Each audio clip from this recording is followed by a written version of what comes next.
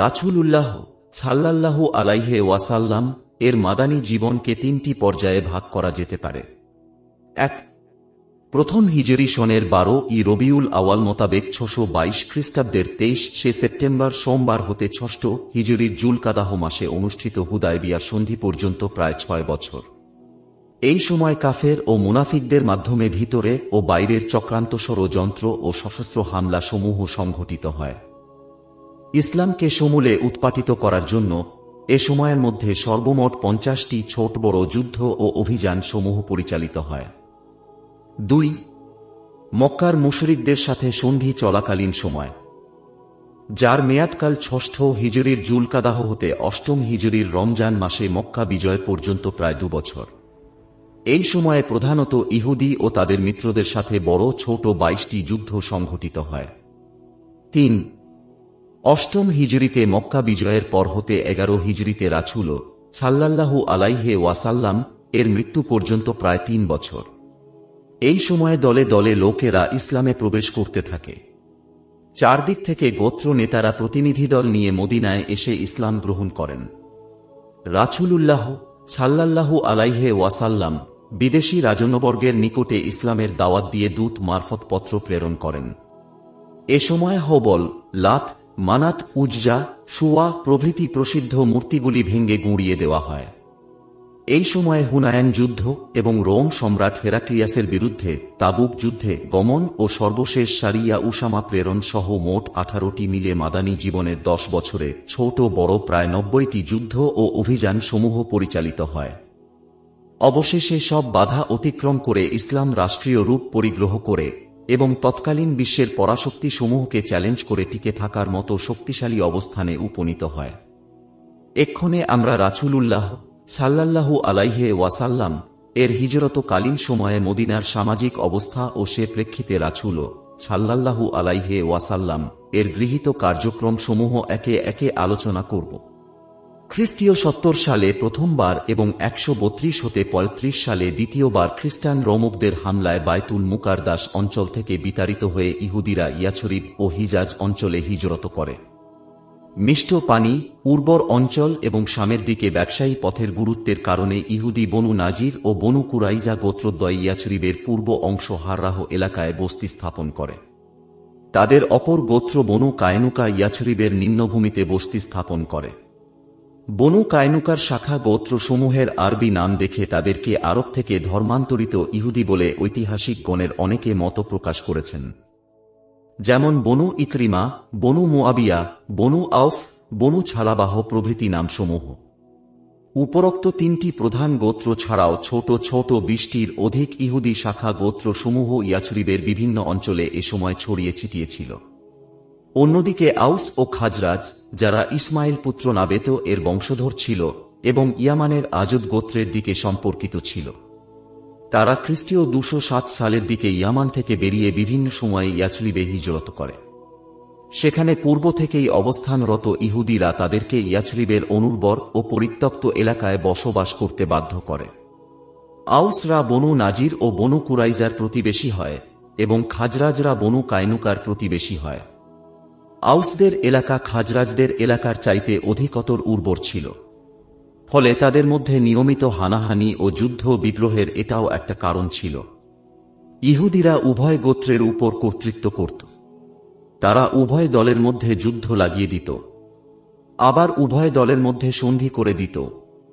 তাদের মধ্যকার সবচেয়ে বড় ও রক্তক্ষয়ী যুদ্ধ ছিল হিজরতের 5 বছর পূর্বে সংঘটিত বুয়াচ যুদ্ধ, যাতে আউসরা খাজরাজদের উপর জয়লাভ করে, কিন্তু উভয় গোত্র সর্বদা পুনরায় পরস্পরের মধ্যে যুদ্ধের আশঙ্কা করত। ফলে তারা নিজেদের মধ্যে মৈত্রী স্থাপন করে এবং উভয় গোত্রের ঐক্যমতে আব্দুল্লাহ বিন উবাই খাজরাজিকে তাদের নেতা নির্বাচন করে।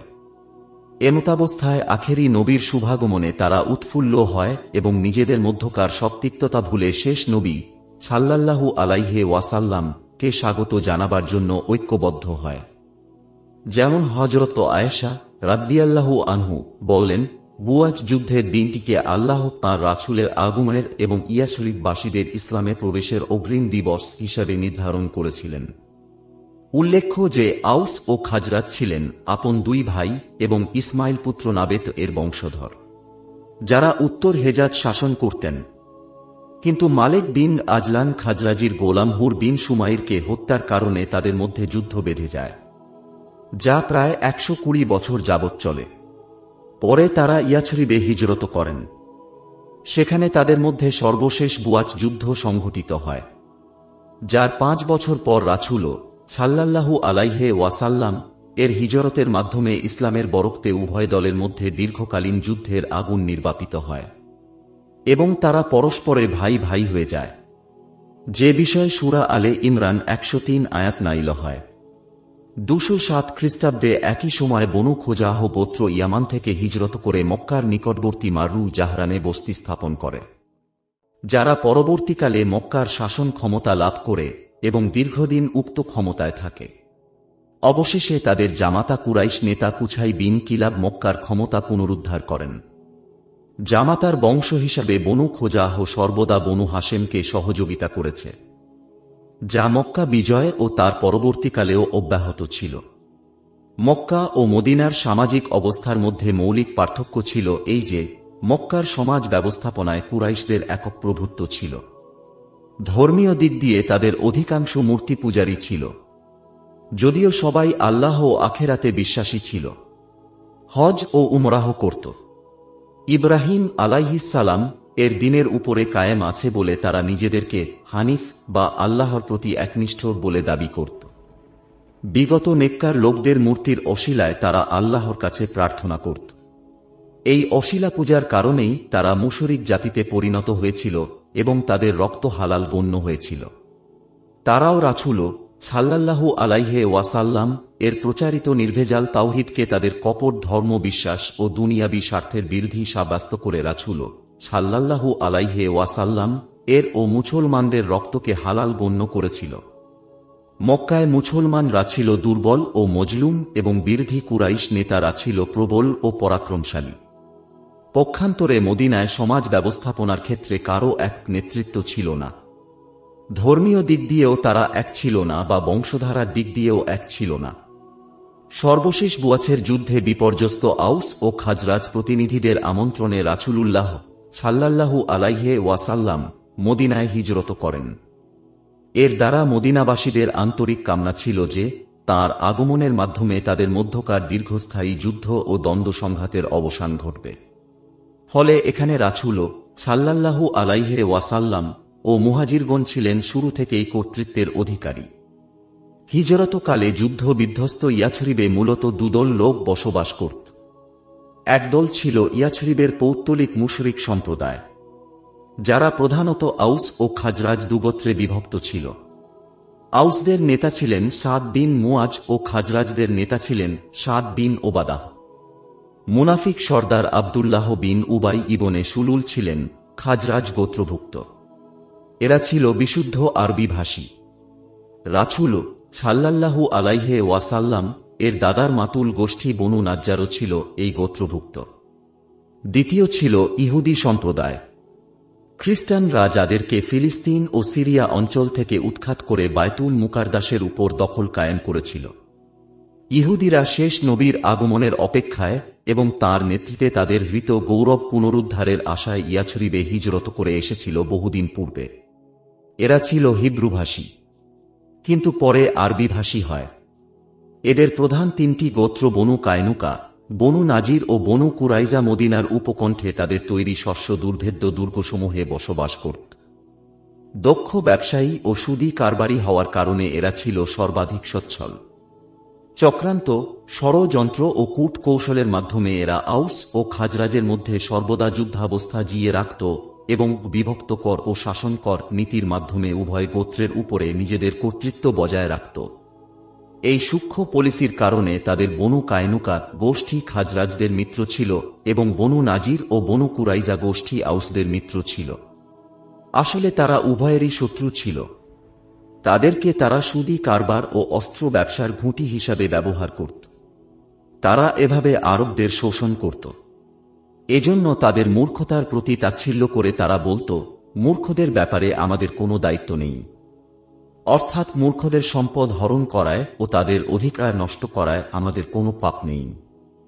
সেই সময় ইয়াছরিবে পৌত্তলিক ও ইহুদিদের বাইরে কিছু সংখ্যক খ্রিস্টানও বসবাস করত, যারা ইহুদিদের ন্যায় ইয়াছরিবে হিজরত করে এসেছিল শেষ নবীর আগমন প্রত্যাশায়। বর্তমান বিশ্বের পরাশক্তিগুলি গণতন্ত্র, মানবাধিকার ও ধর্মনিরপেক্ষতাবাদের স্লোগানের আড়ালে উন্নয়নশীল ও বিশেষ করে মুসলিম বিশ্বে তাদের শোষণ, নির্যাতন, সুদী কারবার ও অস্ত্র ব্যবসা পূর্বের ন্যায় বজায় রেখে চলেছে। মুসলমানদের সম্পদ হরণ করায় ও তাদের অধিকার বিনষ্ট করায় কোনো পাপ নেই বলে আজও তাদের আচরণে প্রমাণ পাওয়া যায়। ভূগর্ভের তৈল লুট করার জন্য তারা ভূপৃষ্ঠের মানুষের রক্ত পান করছে গোগ্রাসে, কিন্তু এই রক্তচোষা ভ্যাম্পায়ারদের রক্ত নেশা মিটছে না মোটেই। এজন্য এরা মাগজুব, অভিশপ্ত ও জওয়াল্লিন, পথভ্রষ্ট বলে কুরআনে অভিহিত হয়েছে। ইহুদিরা ভেবেছিল শেষ নবী হযরত ইসহাকের বংশে হবেন এবং তাদেরকে সাথে নিয়ে তিনি খ্রিস্টানদের বিরুদ্ধে যুদ্ধ করে তাদের প্রতি অত্যাচারের প্রতিশোধ নেবেন। তারা ইয়াছরিবের লোকদের হুমকি দিত এই বলে যে আখেরি জামানার নবী সত্বর আগমন করবেন, আমরা তার অনুসারী হব এবং তোমাদের হত্যা করব, বিগত ধ্বংসপ্রাপ্ত জাতি আদ ও ইরামের ন্যায়। কিন্তু হযরত ইসমাইল আলাইহিস সালাম এর বংশে শেষ নবীর আগমন ঘটায় এবং তিনি হযরত মুসা ও ঈসা আলাইহিস সালাম উভয়ের সত্যায়ন করায় ইহুদিরা তাঁর শত্রু হয়ে যায়। পক্ষান্তরে তৃতীয় দল খ্রিস্টানরা ভেবেছিল যে শেষ নবী এসে তাদের লালিত বিশ্বাস অনুযায়ী কথিত তৃত্ববাদ, ঈশার পুত্রত্ববাদ, প্রায়শ্চিত্তবাদ, সন্ন্যাসবাদ ও পোপের ঐশী নেতৃত্ববাদ সমর্থন করবেন। কিন্তু এসবের বিপরীত হওয়ায় তারাও রাসূল সাল্লাল্লাহু আলাইহি ওয়াসাল্লাম এর বিরোধী হয়ে গেল। উল্লেখ্য যে ইহুদি ও নাছারা কারো মধ্যে তাদের ধর্ম প্রচারের ব্যাপারে কোনো রূপ সংগ্রামী চেতনা ছিল না। ধর্মের প্রতিপাদ্য তাদের মধ্যে যা লক্ষ্য করা যেত সেটা ছিল কেবল জাদু, টোনা, ঝাড় ফুঁক, শুভাশুভ লক্ষণ নির্ধারণ ও অনুরূপ কিছু ক্রিয়াকর্ম। এ সকল কাজের জন্যই তারা নিজেদেরকে জ্ঞানী, গুণী এবং আধ্যাত্মিক গুরু ও নেতা মনে করত। চতুর্থ আরেকটি উপদল গড়ে উঠেছিল খাজরাজ গোত্রের আব্দুল্লাহ বিন উবাই ইবনে সুলুলের নেতৃত্বে। বুয়াচ যুদ্ধের পর আউস ও খাজরাজ উভয় গোত্র মিলে তাকে নেতা নির্বাচিত করে। এজন্য তারা বহু মূল্যবান রাজমুকুট তৈরি করে এবং এই প্রথমবারের মতো উভয় গোত্র একত্রিত হয়ে তাকে রাজ আসনে বসাতে যাচ্ছিল। এমনি সময় রাসূল সাল্লাল্লাহু আলাইহি ওয়াসাল্লাম এর আগমন ঘটে এবং উভয় গোত্র তাকে ছেড়ে রাসূল সাল্লাল্লাহু আলাইহি ওয়াসাল্লাম কে নেতা রূপে বরণ করে। এতে আব্দুল্লাহ ও তার অনুসারীরা মনে মনে ক্ষুব্ধ হয় এবং তাদের সকল ক্ষোভ গিয়ে পড়ে রাসূলুল্লাহ সাল্লাল্লাহু আলাইহি ওয়াসাল্লাম এর উপরে। কিন্তু অবস্থা অনুকূল না দেখে তারা চুপ থাকে এবং বছর দেড়েক পরে বদর যুদ্ধের পর হতাশ হয়ে অবশেষে আব্দুল্লাহ ইবনে উবাই ইসলাম কবুলের ঘোষণা দেয়। তবে আদি বাসিন্দা আউস ও খাজরাজদের অনেকে পূর্বেই ইসলাম কবুল করায় এবং তারাই রাসূল সাল্লাল্লাহু আলাইহি ওয়াসাল্লাম কে ও মুহাজিরগণকে নিরাপত্তার প্রতিশ্রুতি দিয়ে আশ্রয় দেওয়ায় অন্যরা সবাই চুপ থাকে এবং ইচ্ছায়নিচ্ছায় রাসূল সাল্লাল্লাহু আলাইহি ওয়াসাল্লাম এর নেতৃত্ব মেনে নেয়। উপরোক্ত চারটি দল তথা 1 পৌত্তলিক আউস ও খাজরাজ, 2 ইহুদি, বনু কায়নুকা, বনু নাজির ও বনু কুরাইজা, 3 নাছারা, যারা প্রধানত নাবিত্য বাজার এলাকায় বসবাস করত, তবে সমাজে তাদের তেমন কোনো প্রভাব ছিল না, 4 খাজরাজ গোত্রের আব্দুল্লাহ ইবনে উবাইয়ের গ্রুপ, যারা গোপন ষড়যন্ত্র ও চক্রান্তে সর্বদা তৎপর ছিল। এতদ্ব্যতীত 5 মুহাজির মুসলমানদের নানাবিধ সমস্যা মোকাবিলা করা রাসূল সাল্লাল্লাহু আলাইহি ওয়াসাল্লাম এর জন্য বলতে গেলে জ্বলন্ত সমস্যা ছিল। তবে মুহাজিরদের সমস্যা আনসাররাই মিটিয়ে দিত, কেন না রাসূলুল্লাহ সাল্লাল্লাহু আলাইহি ওয়াসাল্লাম তাদের পরস্পরে ধর্মীয় ভ্রাতৃত্বের বন্ধনে আবদ্ধ করে দিয়েছিলেন। মক্কা থেকে কোনো মুহাজির এলেই তারা তাকে সাদরে বরণ করে নিত। ফলে মুহাজিরগণের সমস্যা ছিল পজিটিভ, কিন্তু বিরুদ্ধবাদীদের সমস্যা ছিল নেগেটিভ, যা সর্বদা রাসূল সাল্লাল্লাহু আলাইহি ওয়াসাল্লাম কে চিন্তাগ্রস্ত করে রাখত। উপরোক্ত সমস্যাবলীর সাথে যোগ হয়েছিল আরেকটি কঠিন সমস্যা, সেটা ছিল মক্কার মুশরিকদের অপতৎপরতা। তারা মুহাজিরদের ফেলে আসা বাড়ি ঘর ও ধন সম্পত্তি জবরদখল করে নিল। তাদের আত্মীয় স্বজনদের বন্দী ও নির্যাতন করতে লাগল। অধিকন্তু তাদের ধর্মীয় ও ব্যবসায়িক নেতৃত্বের প্রভাব খাটিয়ে আরব উপদ্বীপের অন্যান্য ব্যবসায়ী ও সাধারণ লোকদের উস্কানি দিতে লাগল, যাতে মদিনায় খাদ্যশস্য ও অন্যান্য নিত্য প্রয়োজনীয় দ্রব্য সরবরাহ তারা বন্ধ করে দেয়। ফলে মদিনায় পণ্য আমদানি হ্রাস পেতে থাকল, যা মক্কার মুশরিকদের সাথে মদিনার মুসলমানদের মধ্যে ক্রমে যুদ্ধের প্রেক্ষাপট তৈরি করে ফেলল। মাক্কি ও মাদানী জীবনের মধ্যে প্রধান পার্থক্য ছিল এই যে, মক্কায় জন্মস্থান হলেও রাসূলুল্লাহ সাল্লাল্লাহু আলাইহি ওয়াসাল্লাম ও মুসলমানগণ সেখানে ছিলেন দুনিয়াবী শক্তির দিক দিয়ে দুর্বল ও নির্যাতিত। পক্ষান্তরে মাদানী জীবনের প্রথম থেকেই নেতৃত্ব ও কর্তৃত্বের বাগডোর ছিল রাসূলুল্লাহ সাল্লাল্লাহু আলাইহি ওয়াসাল্লাম ও মুসলমানদের হাতে। এখানে বিরোধীরা স্থানীয় হলেও তারা ছিল নিষ্প্রভ। ফলে মদিনার অনুকূল সামাজিক ও রাজনৈতিক পরিবেশে ইসলামকে পূর্ণতা দানের সুযোগ আসে। আর সে কারণে ইসলামের যাবতীয় হারাম হালাল ও অর্থ সামাজিক বিধিবিধান একে একে মাদানী জীবনে অবতীর্ণ হয় ও তা বাস্তবায়িত হয়। অতঃপর বিদায় হজের সময় আল্লাহর পক্ষ হতে পূর্ণতার সনদ হিসাবে আয়াত নাজিল হয়। আজকের দিনে আমি তোমাদের জন্য তোমাদের দিনকে পরিপূর্ণ করলাম এবং তোমাদের উপরে আমার অনুগ্রহকে সম্পূর্ণ করে দিলাম ও তোমাদের জন্য ইসলামকে দিন হিসাবে মনোনীত করলাম। বিদায় হজের সময় 10 হিজরির 9 জিলহজ শুক্রবার মাগরিবের পূর্বে মক্কায় আরাফা ময়দানে অবস্থানকালে এ আয়াত নাজিল হয়। এর মাত্র 83 দিন পর 11 হিজরির প্রথম রবিউল আওয়াল সোমবার মদিনায় রাসূল সাল্লাল্লাহু আলাইহি ওয়াসাল্লাম মৃত্যুবরণ করেন। আব্দুল্লাহ ইবনু আব্বাস রাদিয়াল্লাহু আনহু বলেন, অত্র আয়াত নাজিলের পর বিধিবিধান সম্পর্কিত আর কোনো আয়াত নাজিল হয়নি, তবে উৎসাহ প্রদান ও ভীতি প্রদর্শনমূলক কয়েকটি মাত্র আয়াত নাজিল হয়। এভাবে আদি পিতা আদম আলাইহিস থেকে আল্লাহর পক্ষ হতে 70 দিন নাজিল হওয়ার যে সিলসিলা জারি হয়েছিল, শেষ নবী মুহাম্মদ সাল্লাল্লাহু আলাইহি ওয়াসাল্লাম এর মাধ্যমে মদিনায় তার পরিসমাপ্তি ঘটে এবং আল্লাহ প্রেরিত ইলাহি বিধানের পূর্ণাঙ্গ বাস্তবায়ন সম্পন্ন হয়। আবু সুফিয়ানের বাণিজ্য কাফেলার নিরাপদে নিষ্ক্রমণ এবং আবু জাহেলের নেতৃত্বে মক্কা বাহিনীর দ্রুত ধেয়ে আসা সম্পর্কে রাসূলুল্লাহ সাল্লাল্লাহু আলাইহি ওয়াসাল্লাম জাফরানে অবস্থানকালে অবহিত হন। এই অনাকাঙ্ক্ষিত পরিস্থিতি এবং অবশ্যম্ভাবী রক্তক্ষয়ী সংঘর্ষের মোকাবিলা কিভাবে করা যায়, এ নিয়ে তিনি মদিনা থেকে 68 কিলোমিটার দক্ষিণে রাওহা-তে অবতরণ করে উচ্চ পর্যায়ের পরামর্শ বৈঠক আহ্বান করলেন। কেননা তিনি যুদ্ধের জন্য প্রস্তুতি নিয়ে মদিনা থেকে বের হননি। মুহাজিরগণের মধ্যে হযরত আবু বকর ও উমর রাদিয়াল্লাহু আনহু তাদের মূল্যবান পরামর্শ প্রদান করলেন।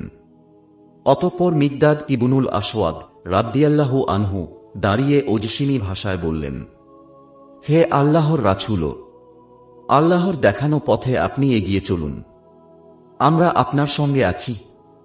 আল্লাহর কসম, আমরা আপনাকে ঐরূপ বলবো না যে রূপ বনু ইসরাইল তাদের নবী মুসাকে বলেছিল যে, তুমি ও তোমার রব যাও গিয়ে যুদ্ধ করো, আমরা এখানে বসে রইলাম।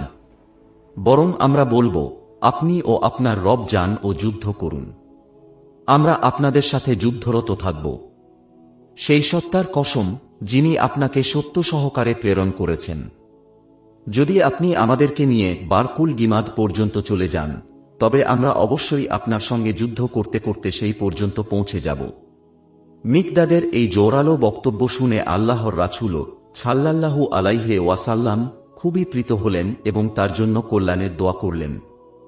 সংখ্যালঘু মুহাজিরগণের উপরোক্ত 3 নেতার বক্তব্য শোনার পর সংখ্যাগুরু আনসারদের পরামর্শ চাইলে আউস গোত্রের নেতা সাদ বিন মুয়াজ রাদিয়াল্লাহু আনহু বললেন, হে আল্লাহর রাসূল, আপনি হয়তো আশঙ্কা করছেন যে আমাদের সঙ্গে আপনার চুক্তি অনুযায়ী আনসারগণ কেবল মদিনা শহরে অবস্থান করেই আপনাদের সাহায্য করা কর্তব্য মনে করে। জেনে রাখুন, আমি আনসারদের পক্ষ থেকেই বলছি, যেখানে চান সেখানে আপনি আমাদের নিয়ে চলুন, যার সঙ্গে চান আপনি সন্ধি করুন বা ছিন্ন করুন, সর্বাবস্থায় আমরা আপনার সাথে আছি। যদি আপনি অগ্রসর হয়ে বারকুল গিমাদ পর্যন্ত চলে যান, তবুও আমরা আপনার সাথেই থাকব। যদি আমাদেরকে নিয়ে আপনি এই সমুদ্রে ঝাঁপিয়ে পড়েন, তবে আমরাও আপনার সাথে ঝাঁপিয়ে পড়ব, আমাদের একজন লোকও পিছিয়ে থাকবে না। অতএব আপনি আমাদের নিয়ে আল্লাহর নামে এগিয়ে চলুন। সাদের উক্ত কথা শুনে আল্লাহর রাসূল সাল্লাল্লাহু আলাইহি ওয়াসাল্লাম খুবই খুশি হলেন ও উদ্দীপিত হয়ে বললেন, আল্লাহর রহমতের উপর তোমরা বেরিয়ে পড়ো এবং সুসংবাদ গ্রহণ করো। কেননা আল্লাহ তাআলা আমাকে দুটি দলের কোনো একটির বিজয় সম্পর্কে ওয়াদা দান করেছেন। আল্লাহর কসম, আমি এখন ওদের বধ্যভূমিগুলো দেখতে পাচ্ছি। এ কথাটি কুরআনে এসেছে এভাবে, আর যখন আল্লাহ দুটি দলের একটির ব্যাপারে তোমাদেরকে প্রতিশ্রুতি দিয়েছিলেন যে সেটি তোমাদের হস্তগত হবে, আর তোমরা কান্না করছিলে যে যাতে কোনো রূপ কণ্টক নেই, সেটাই তোমাদের ভাগে আসুক, অর্থাৎ বিনা যুদ্ধে তোমরা জয়ী হও। অথচ আল্লাহ চাইতেন সত্যকে স্বীয় কালামের মাধ্যমে, প্রদত্ত প্রতিশ্রুতির মাধ্যমে সত্য পরিণত করতে এবং কাফিরদের মূল কর্তন করে দিতে, যাতে তিনি সত্যকে সত্য এবং মিথ্যাকে মিথ্যা প্রতিপন্ন করে দেন। যদিও পাপাচারীরা এটাকে অপছন্দ করে। পরামর্শ সভায় আবু আইয়ুব আনসারী সহ কিছু সাহাবী বাস্তব অবস্থার বিবেচনায় এবং এই অপ্রস্তুত অবস্থায় যুদ্ধ না করে ফিরে যাওয়ার পক্ষে মত প্রকাশ করেন।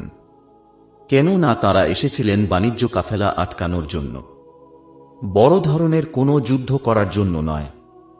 কিন্তু আল্লাহ এতে নাখুশ হয়ে আয়াত নাজিল করেন, যেমনভাবে তোমাকে তোমার গৃহ থেকে তোমার পালনকর্তা বের করে এনেছেন সত্য সহকারে, অথচ মুমিনদের একটি দল তাতে অনীহ ছিল। তারা তোমার সাথে বিবাদ করছিল সত্য বিষয়টি, অর্থাৎ যুদ্ধ প্রকাশিত হওয়ার পর তাদেরকে যেন মৃত্যুর দিকে হাঁকিয়ে নিয়ে যাওয়া হচ্ছে, এবং তারা যেন তা স্বচক্ষে দেখতে পাচ্ছে, অর্থাৎ অসত্যকে প্রতিহত করার জন্য ও সত্যকে প্রতিষ্ঠিত করার জন্য নবীকে তার পালনকর্তা যেভাবে মদিনার গৃহ থেকে বের করে এনেছেন, তেমনিভাবে তিনি কাফিরদের বিরুদ্ধে যুদ্ধ প্রস্তুতির জন্য এখন যা কিছু করছেন সবই আল্লাহর হুকুমে করছেন। অতএব তোমাদের উচিত তাকে পূর্ণ সহযোগিতা করা। এভাবে আল্লাহ কোনো রূপ পূর্ব ঘোষণা ও প্রয়োজনীয় প্রস্তুতি ছাড়াই উভয় বাহিনীকে মুখোমুখি করে দিলেন, যার মধ্যে ছিল তার একটি অত্যন্ত দূরদর্শী পরিকল্পনা। যেমন আল্লাহ বলেন, স্মরণ করো যখন তোমরা মদিনার নিকট প্রান্তে ছিলে এবং কাফের বাহিনী ছিল দূর প্রান্তে, আর আবু সুফিয়ানের ব্যবসায়ী কাফেলা ছিল তোমাদের নিম্নভূমিতে। যদি তোমরা উভয় দল আগে থেকে যুদ্ধের ব্যাপারে ওয়াদাবদ্ধ হতে, তাহলে সংখ্যালঘু হওয়ার কারণে তোমরা সে ওয়াদা রক্ষায় মতবিরোধ করতে। কিন্তু আল্লাহ উভয় দলকে যুদ্ধে সমবেত করার এমন একটি কাজ সম্পন্ন করতে চেয়েছিলেন, যা নির্ধারিত হয়ে গিয়েছিল। এটা এজন্য যাতে যে ধ্বংস হয় সে যেন ইসলামের সত্যতা প্রতিষ্ঠিত হওয়ার পর ধ্বংস হয়, এবং যে বেঁচে থাকে সে যেন সত্য প্রতিষ্ঠার পর বেঁচে থাকে। নিশ্চয়ই আল্লাহ সর্বশ্রোতা ও মহাজ্ঞানী। পরামর্শ সভায় সব ধরনের মতামত আসতে পারে, এটা কোনো দোষের ছিল না। কিন্তু সাহাবায়ে কেরামের উচ্চ মর্যাদার সঙ্গে এই সামান্যতম ভীরুতাকেও আল্লাহ পছন্দ করেননি। তাই উপরোক্ত ধর্মকিপূর্ণ আয়াত নাজিল হয়, যা সাহাবায়ে কেরামের ঈমান শতগুণে বৃদ্ধি করে। তিরমিজি, হাকেম, আহমাদ প্রভৃতি হাদিস গ্রন্থে বর্ণিত হয়েছে যে বদর যুদ্ধে কাফেররা পরাজিত হবার পর রাসূল সাল্লাল্লাহু আলাইহি ওয়াসাল্লাম কে বলা হলো যে আমাদের কেবল বাণিজ্য কাফেলার বিষয়ে বলা হয়েছিল, এর বেশি কিছু নয়। তখন ওই ব্যক্তিকে উচ্চস্বরে ডেকে আব্বাস বলেন, তখন তিনি বন্দী ছিলেন। আল্লাহ তাকে ওয়াদা করেছিলেন দুটি দলের একটি সম্পর্কে, আনফাল ৭, এবং সেটি আল্লাহ তাকে দিয়েছেন। তখন রাসূল সাল্লাল্লাহু আলাইহি ওয়াসাল্লাম বললেন, তুমি ঠিক বলেছ। পরামর্শ সভায় যুদ্ধে অগ্রগমনের সিদ্ধান্ত হওয়ার পর আবু লুবাবাহ ইবনু আব্দুল মুনজিরকে আমির নিযুক্ত করে মদিনায় ফেরত পাঠানো হয়। অতঃপর কাফেলার মূল পতাকা বহনের দায়িত্ব দেওয়া হয় মদিনায় প্রথম দায়ী মুছাব বিন ওমায়ের রাদিয়াল্লাহু আনহু কে।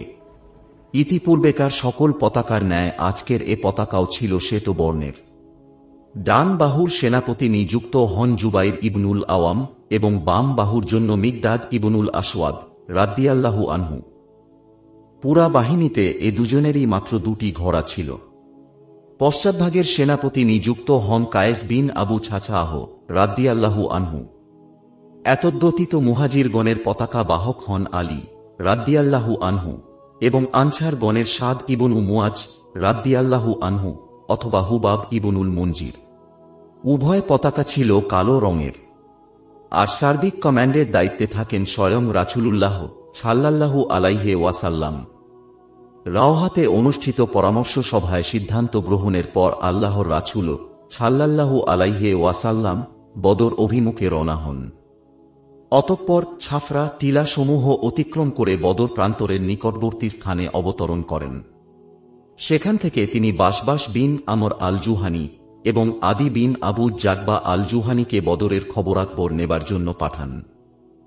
এরপর রাসূলুল্লাহ সাল্লাল্লাহু আলাইহি ওয়াসাল্লাম আলী, জুবায়ের ও সাদ বিন আবু ওয়াক্কাছের নেতৃত্বে একটি গোয়েন্দা দল পাঠান শত্রুপক্ষের আরও তথ্যাদি সংগ্রহের জন্য। তারা গিয়ে দেখেন যে দুজন লোক বদরের ঝর্ণাধারা থেকে পানির মশক ভরছে। তারা তাদের পাকড়াও করে নিয়ে এলেন। অতঃপর জিজ্ঞাসাবাদে ও সামান্য পিটুনি দেওয়ার পরে জানতে পারলেন যে এরা আবু সুফিয়ানের লোক নয়, বরং তারা কুরাইশ বাহিনীর লোক। কুরাইশ বাহিনী উপত্যকার শেষ প্রান্তে টিলার অপর পার্শ্বে শিবির গেড়েছে। তাদের জন্য সে উটের পিঠে করে পানি বহন করে নিয়ে যাচ্ছে। তারপর ওদের নেতৃবর্গের নাম জিজ্ঞেস করলে তিনি আবু জাহেল, উতবা, সায়বা, উমাইয়া বিন খালাফ প্রমুখ মক্কার সেরা ব্যক্তিবর্গের নামগুলি জানতে পারেন। অতঃপর রাসূল সাল্লাল্লাহু আলাইহি ওয়াসাল্লাম বলেন, এটি অমুকের নিহত হওয়ার স্থান। রাবি আনাস রাদিয়াল্লাহু আনহু বলেন, তাদের নিহতদের কেউই উক্ত ইশারার স্থান থেকে দূরে যেতে পারেনি, তবে তারা সঠিক সংখ্যা বলতে পারল না। রাসূলুল্লাহ সাল্লাল্লাহু আলাইহি ওয়াসাল্লাম জিজ্ঞেস করলেন, দৈনিক কয়টা উট জবহ করা হয়? তারা বলল, 9টা অথবা 10টা। রাসূলুল্লাহ সাল্লাল্লাহু আলাইহি ওয়াসাল্লাম বললেন, তাহলে ওদের সংখ্যা 900 অথবা 1000 এর মধ্যে হবে, কেননা একটি উট 100 জনের বা তার কাছাকাছিদের জন্য। এরপর রাসূলুল্লাহ সাল্লাল্লাহু আলাইহি ওয়াসাল্লাম এর নির্দেশে মুসলিম বাহিনী দ্রুত গিয়ে এসার সময় বদরের উপরে দখল নিল, যা ছিল ঝর্ণাধারার পাশেই। অতঃপর আউস নেতা সাদ বিন মুয়াজ রাদিয়াল্লাহু আনহু এর প্রস্তাবক্রমে যুদ্ধক্ষেত্রের উত্তর পূর্ব পার্শ্বে একটি উঁচু টিলার উপরে রাসূলুল্লাহ সাল্লাল্লাহু আলাইহি ওয়াসাল্লাম এর জন্য তাঁবুর ব্যবস্থা করা হল। সেখানে তার সাথে কেবল আবু বকর রাদিয়াল্লাহু আনহু রইলেন এবং পাহারায় রইলেন সাদ বিন মুয়াজের নেতৃত্বে একদল আনসার যুবক। সাদ সেখানে বিশেষ সোয়ারিও প্রস্তুত রাখলেন। তিনি রাসূলুল্লাহ সাল্লাল্লাহু আলাইহি ওয়াসাল্লাম কে বললেন, যদি আমরা যুদ্ধে পরাজিত হই তাহলে আপনি এই সোয়ারিতে করে দ্রুত মদিনায় চলে যাবেন, কেননা সেখানে রয়েছে হে আল্লাহর নবী, আপনার জন্য আমাদের চাইতে অধিক জীবন উৎসর্গকারী একদল ভাই। আপনাকে ভালোবাসায় আমরা তাদের চাইতে অধিকতর অগ্রগামী নই, যারা যুদ্ধে কখনো আপনার থেকে পিছনে থাকবে না। আল্লাহ তাদের মাধ্যমে আপনাকে হেফাজত করবেন। তারা আপনার শুভাকাঙ্ক্ষী এবং তারা আপনার সঙ্গে থেকে জিহাদ করবে। সাদের এ বীরত্বব্যঞ্জক কথায় আল্লাহর রাসূল সাল্লাল্লাহু আলাইহি ওয়াসাল্লাম অত্যন্ত প্রীত হলেন ও তার জন্য কল্যাণের দোয়া করলেন। অতঃপর রাসূলুল্লাহ সাল্লাল্লাহু আলাইহি ওয়াসাল্লাম যুদ্ধ কৌশল অনুযায়ী সেনা দলকে বিন্যস্ত করেন এবং সুষ্ঠুভাবে শিবির সন্নিবেশ করেন। বদর যুদ্ধের পূর্বরাত। সৈন্যদের শ্রেণী বিন্যাস শেষ হয়েছে। সবাই ক্লান্ত শ্রান্ত। হঠাৎ সামান্য বৃষ্টি এলো। মুসলিম বাহিনী কেউ গাছের নিচে কেউ ঢালের নিচে ঘুমে এলিয়ে পড়ল। গভীর ঘুমে আচ্ছন্ন বাহিনীর সকল ক্লান্তি দূর হয়ে গেল এবং যুদ্ধের জন্য দেহমন প্রস্তুত হয়ে গেল। বালু কঙ্কর সব জমে দৃঢ় হয়ে গেল, ফলে চলাফেরায় স্বাচ্ছন্দ্য এল। সেই সাথে অধিক হারে বৃষ্টির পানি সঞ্চয়ের ব্যবস্থা হয়ে গেল।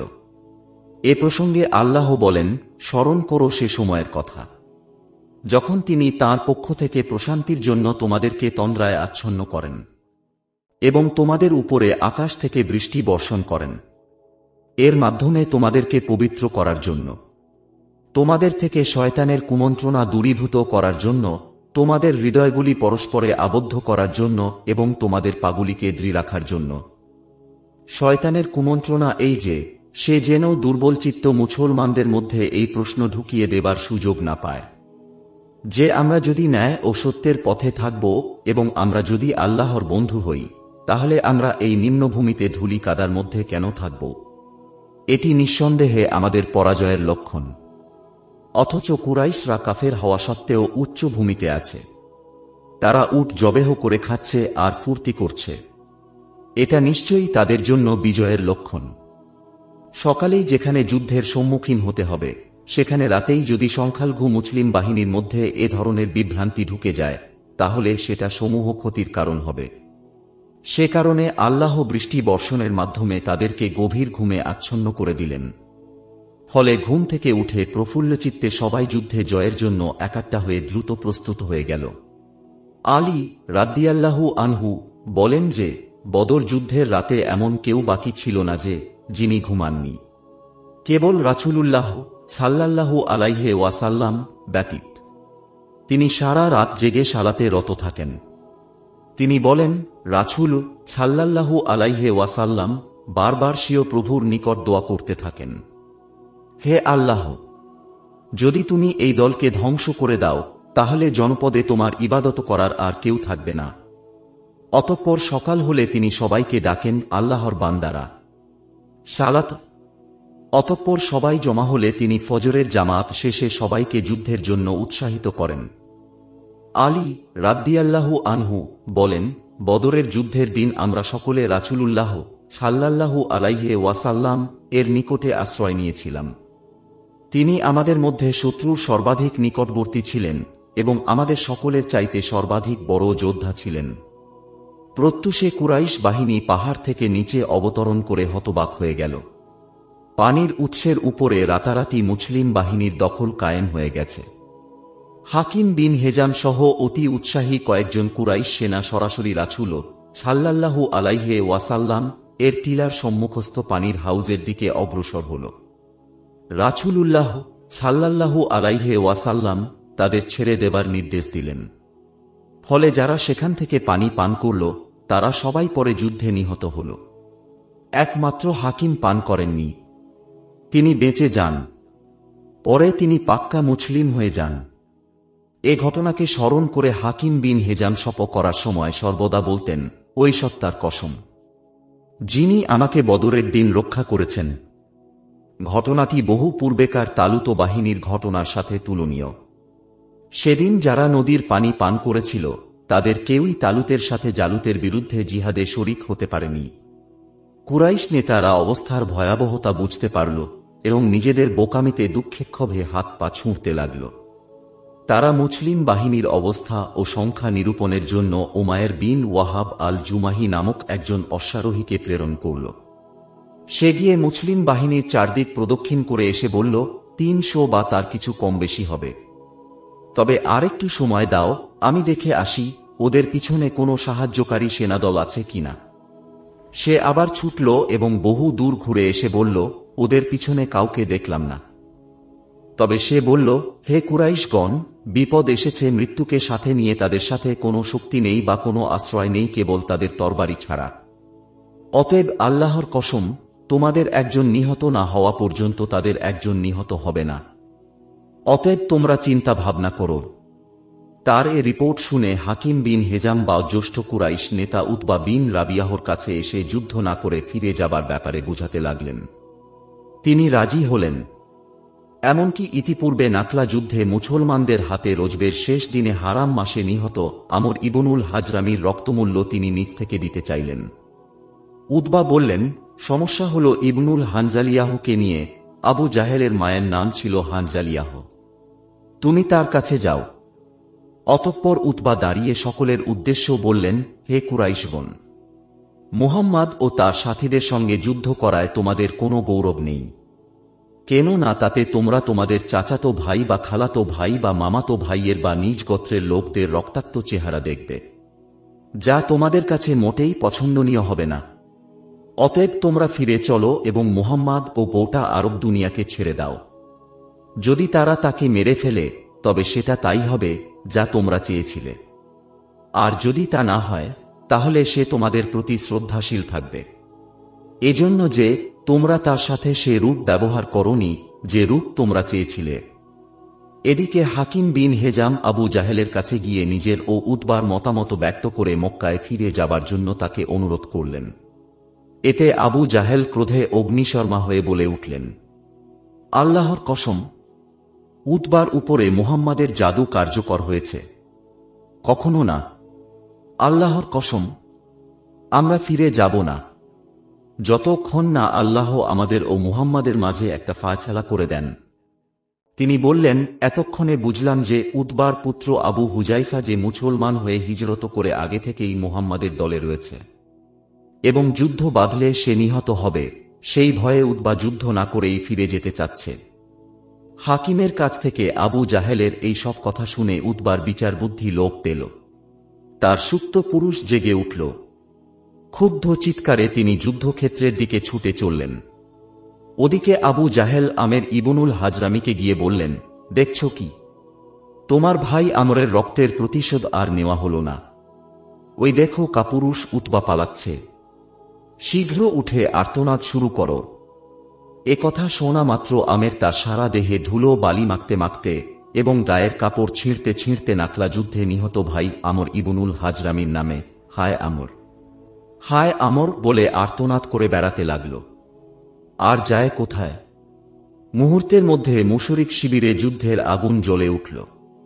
রণোন্মত্ত কুরাইশ বাহিনী যুদ্ধের ময়দানে ছুটে চলল। হাকিম বিন হেজামের সকল প্রচেষ্টা ভণ্ডুল হয়ে গেল কেবলমাত্র আবু জাহেলের হঠকারিতা ও ধূর্তামির কারণে।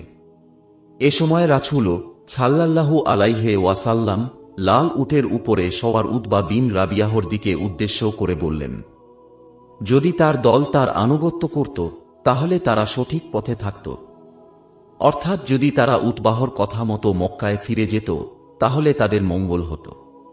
এর মধ্যে রাসূল সাল্লাল্লাহু আলাইহি ওয়াসাল্লাম এর শান্তিবাদী নীতি ফুটে ওঠে। মক্কা বাহিনী যখন মাদানী বাহিনীর নিকটবর্তী হল, তখন আবু জাহেল আল্লাহর নিকটে প্রার্থনা করে বললেন, হে আল্লাহ, আমাদের উভয় দলের মধ্যে যে দল অধিক আত্মীয়তা সম্পর্ক ছিন্নকারী এবং আমাদের নিকট এমন বস্তু কুরআন আনয়নকারী যা আমরা জানি না, তুমি তাকে ধ্বংস করে দাও।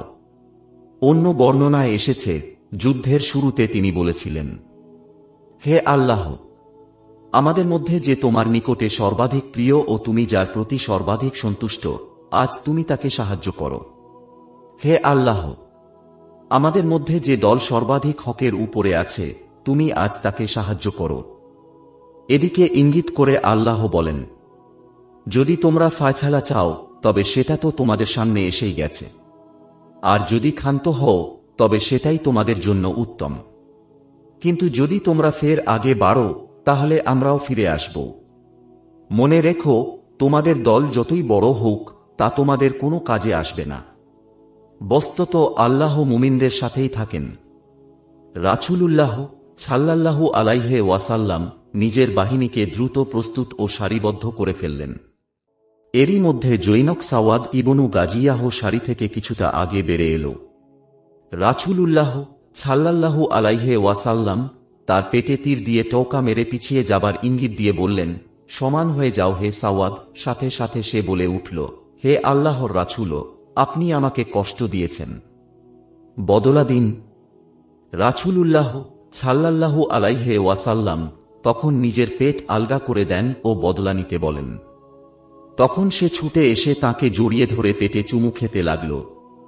রাসূলুল্লাহ সাল্লাল্লাহু আলাইহি ওয়াসাল্লাম তাকে বললেন, কি জন্য তুমি এরূপ করলে?